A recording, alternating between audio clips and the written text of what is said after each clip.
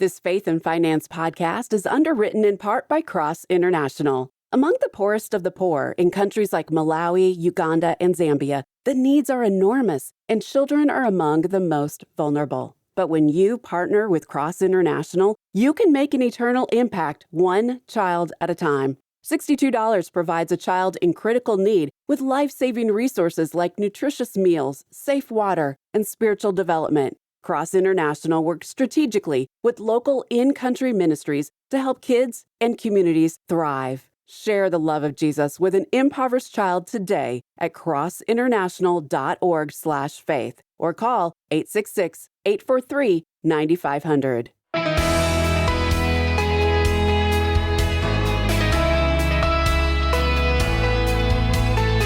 I have seen all the works that are done under the sun, and behold, all is vanity, and a chasing after the wind. Ecclesiastes 1:14. I am Rob West. Life is full of pursuits and ambitions, each one pressing for our attention. Like a collage, the individual pieces may not make sense until we step back and see the bigger picture. Today we're talking about the gift of perspective and how viewing our lives through an eternal lens can change everything. And then it's on to your calls at 800-525-7000. This is Faith and Finance, biblical wisdom for your financial decisions.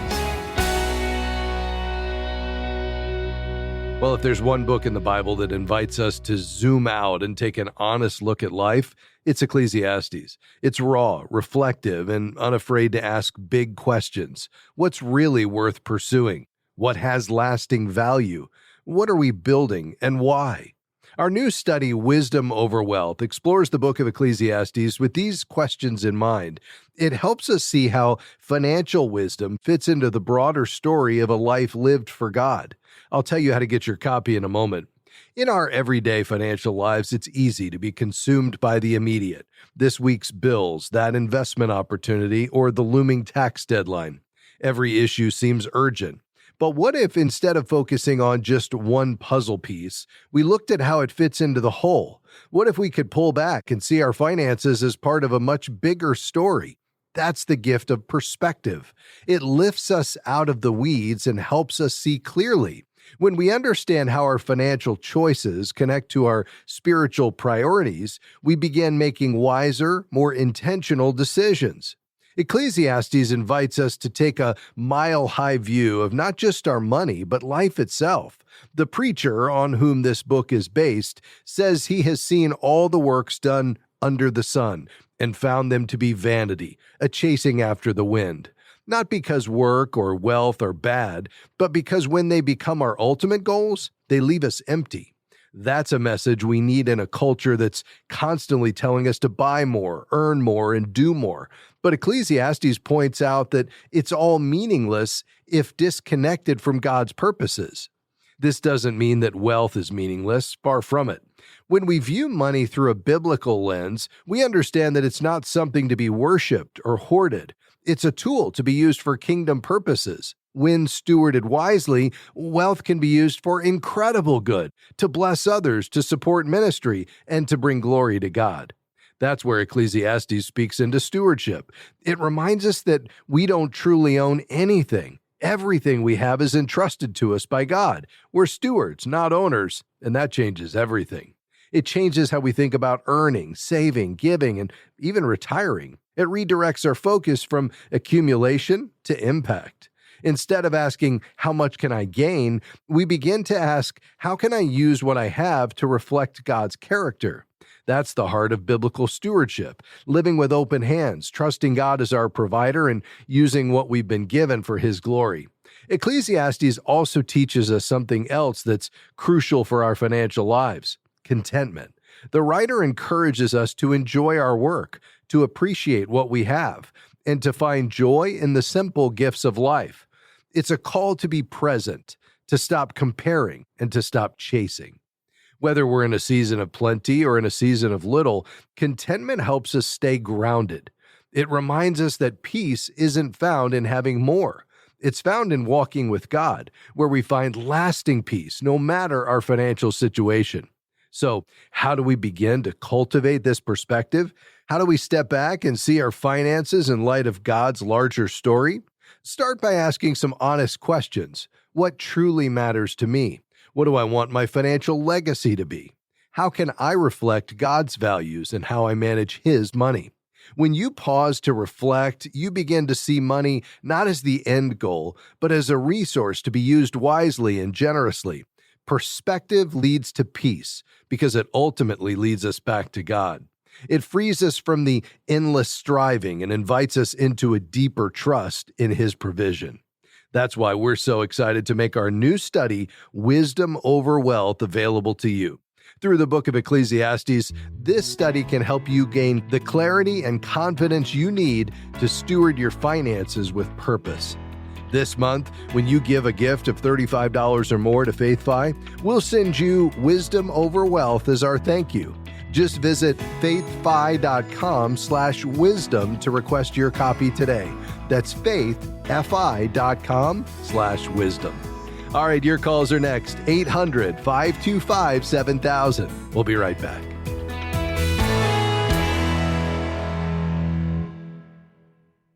We work, we earn, we save. But is that all there is? The book of Ecclesiastes gives us an entirely new perspective on money that impacts our day-to-day lives. FaithFi's study, Wisdom Over Wealth, unpacks life-changing biblical truths about wealth, work, and contentment. This resource will help you grow in how you handle wealth by deepening your trust in God. Get your copy when you become a FaithFi partner with a gift of $35 a month or $400 a year at faithfi.com/partner. As the leading advocate for the Christian financial industry, Kingdom Advisors serves the public by promoting the integration of a biblical worldview across every aspect of the financial services industry. And we serve a growing network of thousands of Christian financial professionals, equipping and empowering them to carry biblical financial wisdom to their clients, peers, and community. For more information, visit kingdomadvisors.com. That's kingdomadvisors.com.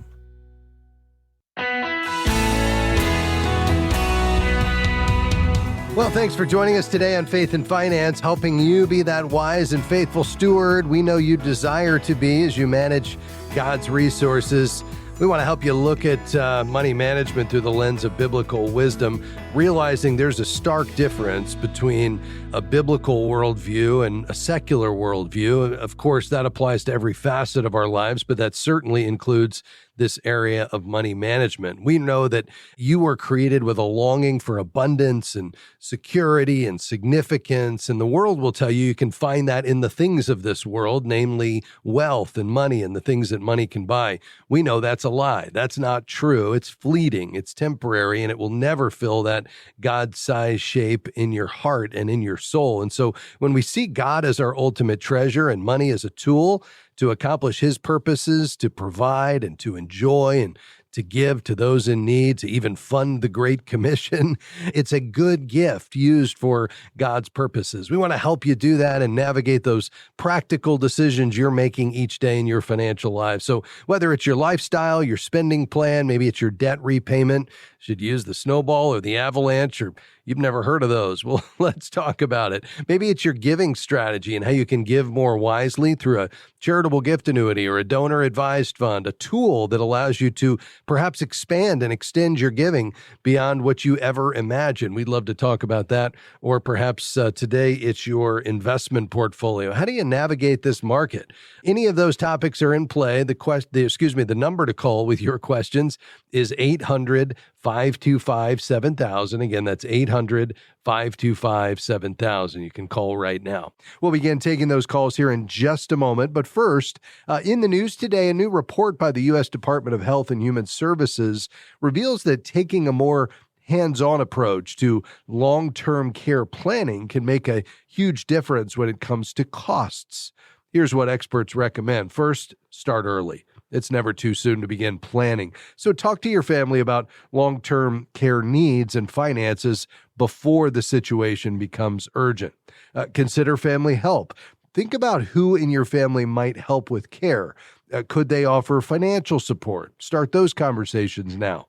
Make your home ready. If you want to stay in your home, now's the time to make sure it's set up for the future. So small adjustments like removing stairs or widening doorways can make a big difference.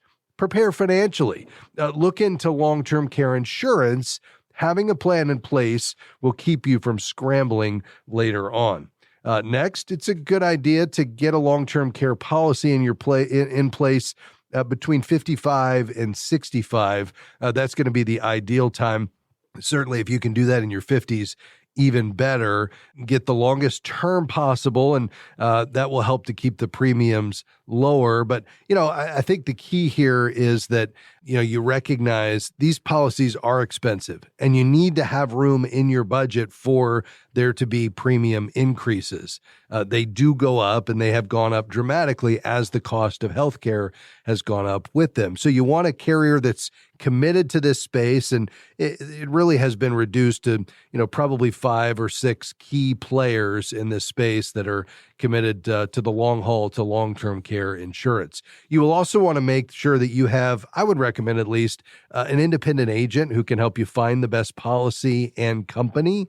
Because depending on your health status, you may find that one company looks more favorably on that from an underwriting and a premium standpoint than another. And so you'll certainly want to get with that company so long as it's got good financial strength and they are rated and reviewed. So you'll want to check that as well. But again, make sure you can absorb those premium increases. Here's the reality. 70% of Americans over 65 will need some sort of long-term care, usually between 18 months and 3 years. And full nursing care can run $100,000 a year or more. And so you having a policy that if it doesn't cover 100% of that, would at least shoulder some of that financial burden, it could be the difference in you eroding your assets and needing to depend on a Medicaid approved facility. So check it out. This is probably the biggest financial risk in this season of life, is the need for expensive long-term care. But the key is a few small steps now can give you peace of mind later. All right, let's dive into your questions today. Again, the lines are open. We're ready for you. If you have a financial question of any sort, go ahead and call right now, 800-525-7000. Sandy standing by to take your calls today. All right, we're going to dive in here in Oregon is where we'll begin. Hi, Lynn. How can we help you? I'm thinking of putting some money into a fixed indexed annuity. It's tied to the NASDAQ FC index. And I'm wondering what you think of that product, and it seems like I remember you mentioning reviewing agencies and what their rating should optimally be. Yeah, very good. Yes. So, fixed indexed annuities can be a decent option for retirees. It's really for those seeking principal protection with some market linked growth. So it's kind of a middle ground between a fixed annuity, which would be a lower return with a guaranteed rate, and a variable annuity, just straight variable annuity with a little bit of an elevated risk. So they credit interest based on an index. Now, in your case, what was the index you said it was linked to? It's linked to a NASDAQ F as in Frank, C as in Charles index. Okay. Yeah, so the NASDAQ FC. So yeah, that would, be a little more concentrated just because the NASDAQ is going to be more heavily focused toward the tech industry and in particular, more of those big tech stocks that are mega cap, meaning they're large in size. And so is this a Bank of America product or something else? Yes. Okay, no, yeah. It's a Bank of America product. Yes, you're correct. I've seen that. Yeah, and so it's linked to the NASDAQ 100, which, has Apple and Amazon. And so it is going to provide potentially a little bit more in the way of return, but a little less diversified and a little more concentrated into one particular sector of the market. How does this fit alongside other investments? What else would you have alongside this? Well, that's about a half of my 401k, maybe a third actually of it. And then I also have about the same amount in stocks that I manage. And then I also have some CDs that altogether are maybe half of this amount as well. And I do have an emergency fund. Okay. Yeah, very good. I wouldn't be opposed to this necessarily. I just think, the downside to these indexed annuities is that, you're going to have your returns capped. And so you're giving up that cap in exchange for that down, or you're taking on the cap in exchange for the downside protection, which is why they're not my favorite tool. Now, if that gives you the peace of mind, and for this portion of your investment portfolio, you want to be able to have that floor, and therefore you're willing to give up, the upside, then certainly this could have a place, especially since it sounds like the other investments you have unlimited upside potential. It's just that when you look at the performance of the stock market, whether it's the S&P or the NASDAQ, the average annual returns that we see over the long haul do well when you can capture 100% of the upside in those years where the market's just really taken off. And you're going to give up that in the fixed, indexed annuity, which is, that trade-off that you're going to get. So it's not my first choice, but do I have a problem with this? No, they're complicated. So you just need to understand kind of the calculations and how they're all, how that's going to affect the ultimate returns that you're getting. I've got to take a break. Stay on the line. We'll finish up off the air. We'll be right back.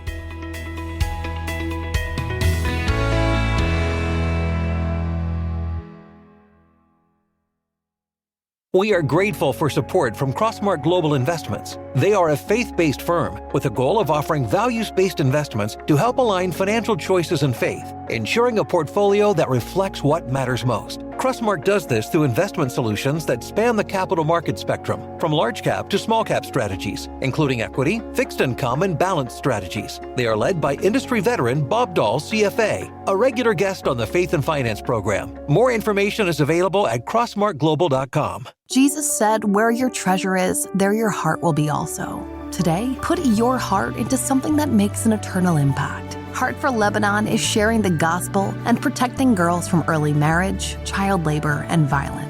Your gift of $114 helps reach 3 at-risk girls with hope and a brighter future. Give generously. Text FAITH to 98656. That's FAITH to 98656. Or visit faithfi.com/Lebanon.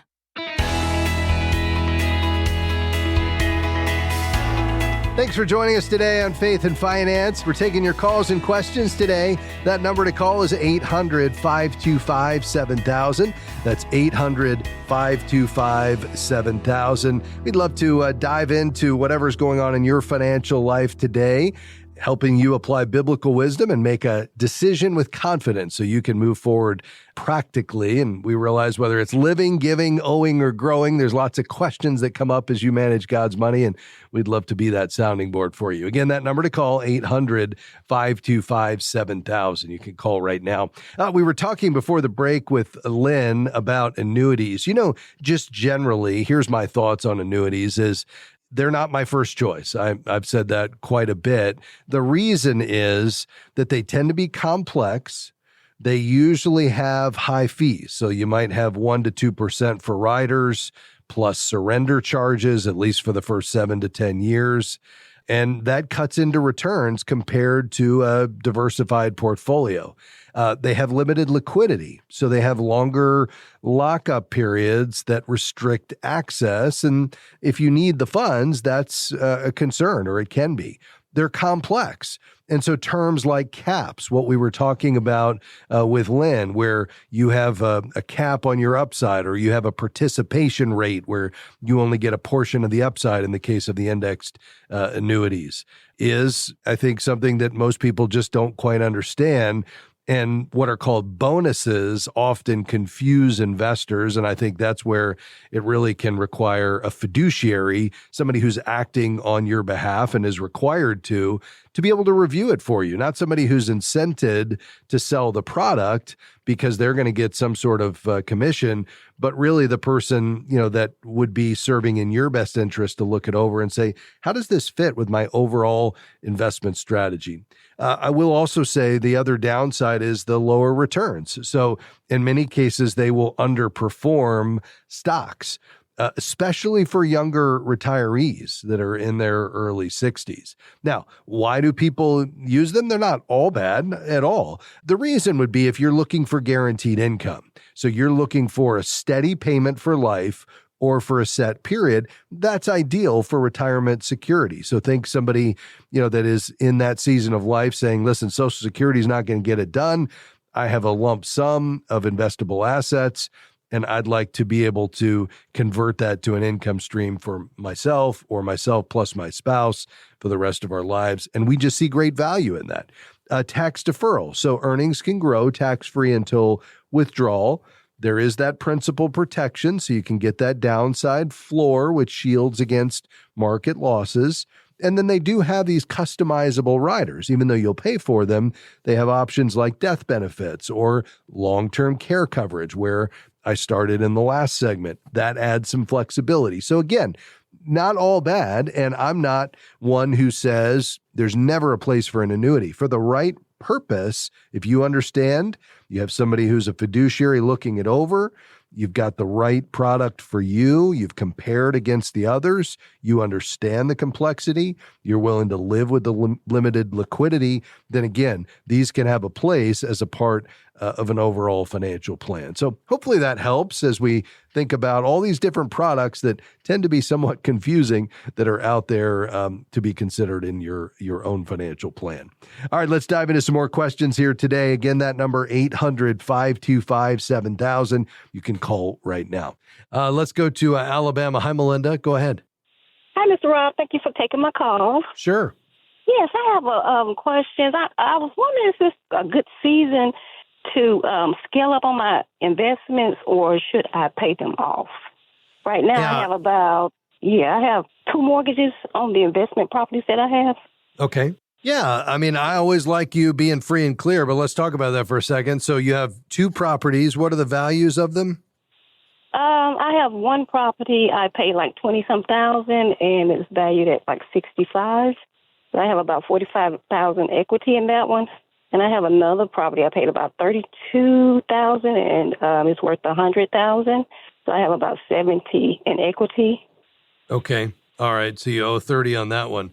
And where would you, so you owe, it sounds like, if you paid these off, did you say you owe $45,000 or you have $45,000 in equity on the first one? On the first one, I paid it off. It was $20,000, and I have like $60,000 in equity in that one. And then the second mortgage, I have like $32,000, and it's valued at like $100,000. Okay. So it's like $70,000 equity in that one. Okay. So what would it, if you wanted to pay everything off free and clear, how much would be the total that you'd have to pay? If I include it, also I have land, so that I have like a mortgage on it as well. It's like 40 acres. I paid like $56,000 for it, and I think it's worth maybe $150,000. So to pay everything off, I would estimate about $80,000. Okay, and where would that money come from? Where is that money today? To pay it off? Yes. I would have to sell it. That's what I'm saying. Is this a good season to sell I it? see. Yeah. Mm-hmm. Yeah, and so I think that comes down to, well, with respect to the properties, that have dwellings on them, do you want to be a renter, or a landlord, and be in the rental business? I mean, we're in a great market just kind of overall. Now, whether that applies, to where you're at specifically in Alabama, you could get with a real estate professional there. But I mean, from what you've just described quickly, sounds like you've had pretty good appreciation in these properties. So these properties have performed well. I'm not crazy about land unless you think, this has real growth potential because it's in an area where they're bringing infrastructure in, and it, there could be a wave of development maybe moving into this area. The reason I don't like it as much is there's just, it doesn't generate any income typically unless it's farmland or something like that. And there's just risks with regard to, infrastructure and whether or not, anybody, it's very desirable. But with the properties that are rental properties, obviously there's a whole nother layer of consideration there, because you have to decide, do you want to be a landlord? And would you rather take that money that's done well, you described all those increases, and move it over to something that's more passive, like a stock and bond investment portfolio? I could get on board with that, and maybe you split the middle. Maybe you say, listen, I'm going to keep one, I'm going to keep it free and clear, and I'm going to rent it out, whichever one is more desirable, but I'm going to sell the land and the other one, and I'm going to put that in real estate. That would allow you to get more diversification across asset classes, because the way we reduce risk is we don't have all of our eggs in one basket. So that way you'd have a free and clear rental property, and you'd have stocks and bonds, and that gives you broader diversification, which is never a bad thing. I hope that helps you. Thanks for your call today. Well, that's going to do it for us today. I hope you found something helpful and encouraging today, but above all else, I hope you were encouraged to go back to God's Word. In our role in managing God's money, we always need to be reminded that God owns it all. We're stewards, and money is a tool to accomplish God's purposes. So as stewards, we have to understand the heart of the master. We find that in Scripture. A big thanks to my team today, Taylor, Devin, and Pat, and we'll see you next time right here on Faith and Finance. Faith and Finance is provided by FaithFi and listeners like you.